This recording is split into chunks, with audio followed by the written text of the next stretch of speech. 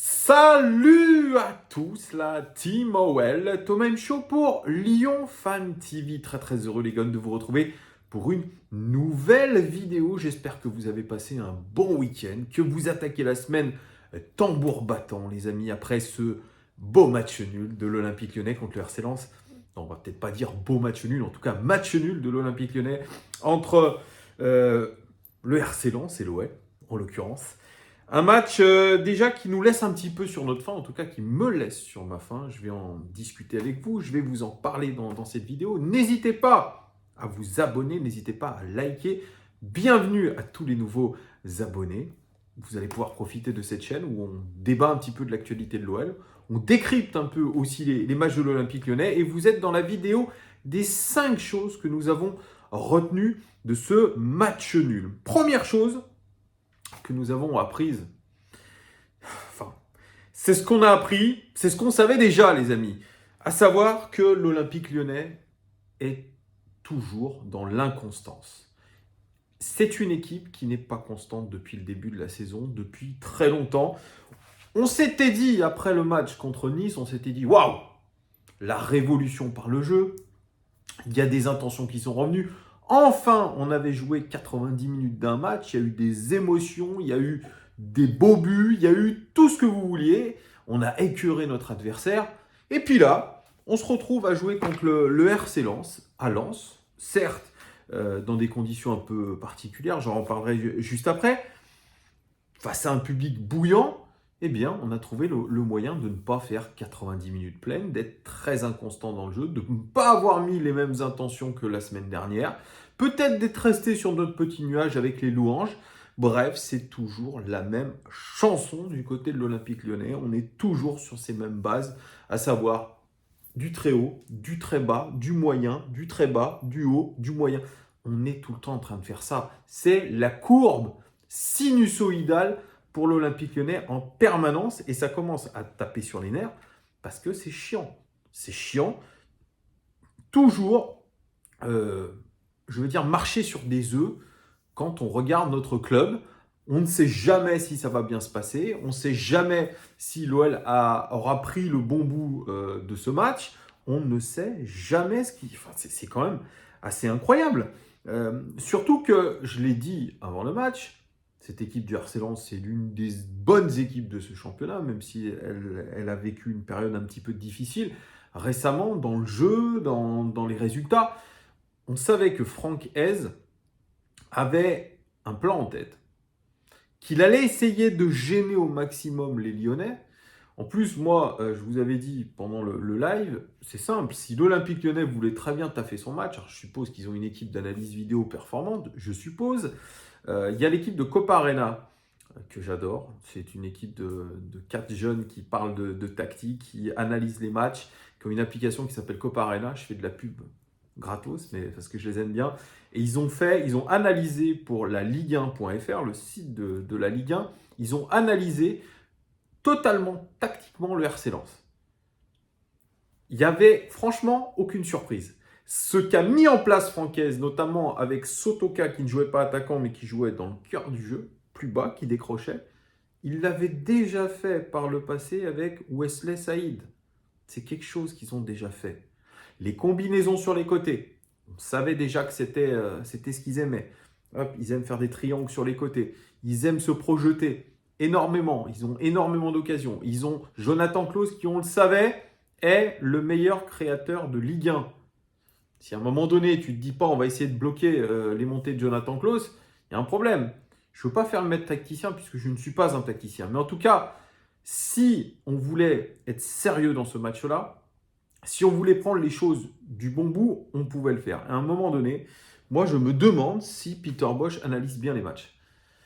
Quand j'écoute la conférence de presse, enfin les propos d'après-match de Romain Fèvre, il dit ouais, on savait que ça allait être très difficile, qu'ils avaient un plan, qu'ils allaient jouer les 1 contre nous.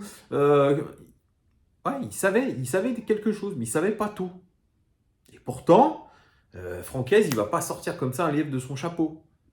Il ne sort pas son lièvre de son chapeau. C'est quelque chose qui a déjà été fait au cours de la saison. Donc c'est pas ah tiens, ah ouais, waouh, tiens, on savait pas, tiens, on savait pas qu'ils allaient intégrer un attaquant dans le milieu de terrain pour densifier le milieu. Ah bon, ah bon, ah bon, ah bon, ah bon. Bref, c'est toujours la même chose avec cet Olympique Lyonnais et surtout avec Peter Bosz. Voilà, c'est un petit peu dommage. Deuxième chose que nous avons apprise de ce match, c'est que Tino Kadewere, enfin, s'est réveillé.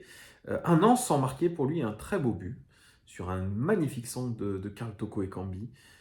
Il avait mal commencé son match, Tino Kadewere, qui est en difficulté cette saison parce que il ne joue pas beaucoup, parce qu'il a eu des événements contraints dans sa vie personnelle, parce qu'il y a eu ce tacle avec sa suspension contre Nice, le tacle sur Melvin Barr, ensuite il y a eu quelques blessures, il y a eu le départ à la CAN.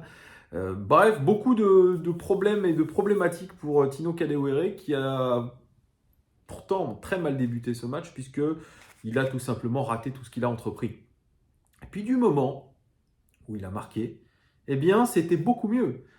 J'en veux pour preuve cette passe magnifique pour lancer dans l'axe Lucas Paqueta qui rate malheureusement l'occasion de tuer ce match. Mais en tout cas, moi je l'ai trouvé hyper intéressant au fur et à mesure du match. Je ne l'aurais jamais fait sortir à la 75e parce qu'il était dans une bonne dynamique, parce qu'on sentait qu'il prenait le bon bout aussi. Ça c'est mon mot de cette vidéo. Le bon bout, voilà l'expression, le bon bout. Il était bien rentré dans son match. Là. Il était en confiance et je ne l'aurais pas sorti. En tout cas, un an sans marquer pour lui, ça commençait à faire long.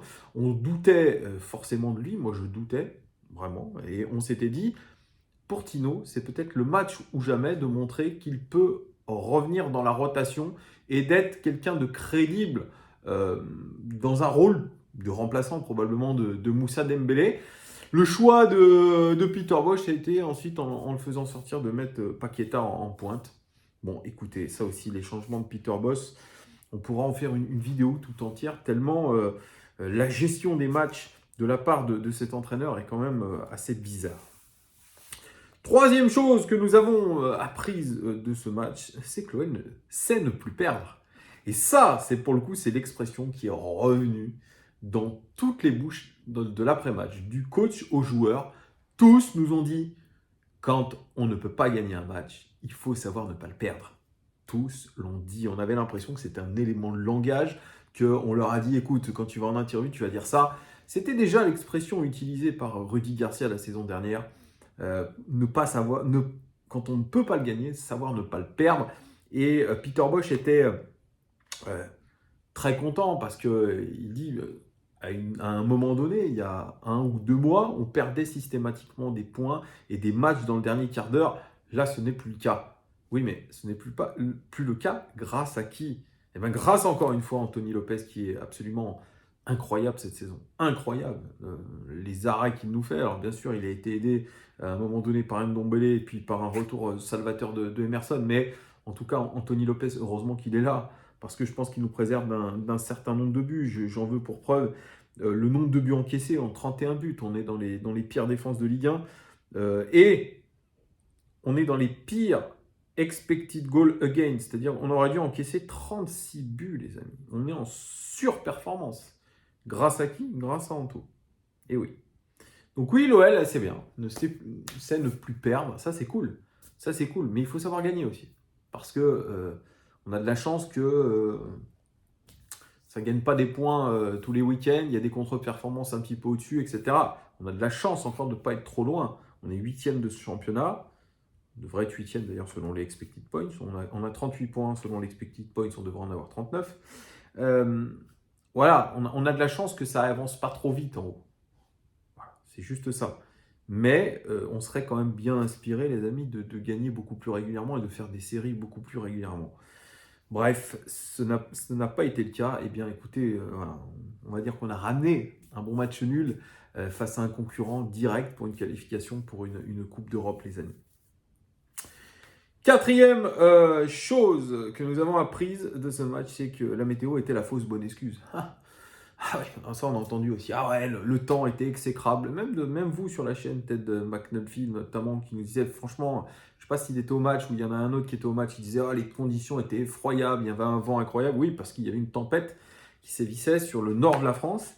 avec oui, des vents très durs à appréhender, avec aussi une certaine fraîcheur, puisque évidemment la température ressentie était très froide, des conditions de jeu compliquées. Mais imaginez-vous que quand même un club comme Brest subit des conditions, comme on a vu ce week-end, quasiment tout le temps à domicile. Lens aussi doit pas avoir un climat franchement extraordinaire. Et moi, je le dis, je le répète, en Première Ligue, qui est le meilleur championnat du monde, c'est le cas tous les week-ends pratiquement. Il pleut, il vente, il fait froid, tout le temps. Et pourtant, c'est le meilleur championnat du monde, et pourtant, on voit du spectacle, pourtant, on voit du jeu, pourtant, on voit des joueurs qui ne se plaignent pas.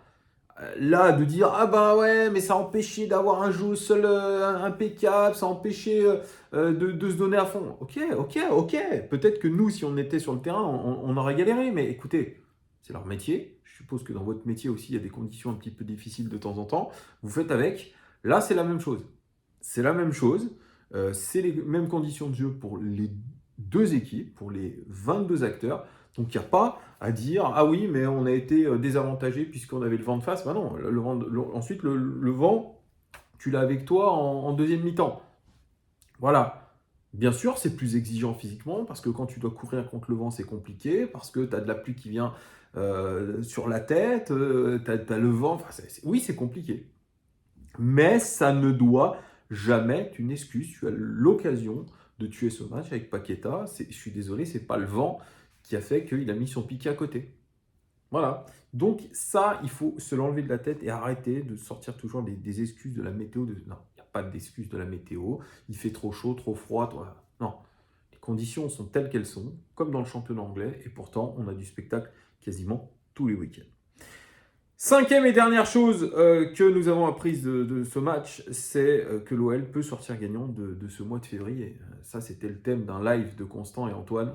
L'OL va-t-il passer le mois de février? Ce fameux mois de février où, vous le savez, le point sera fait sur les performances de Peter Bosz. Et pour l'instant, avant le dernier match contre Lille, c'est 2 victoires, 1 défaite, 1 match nul.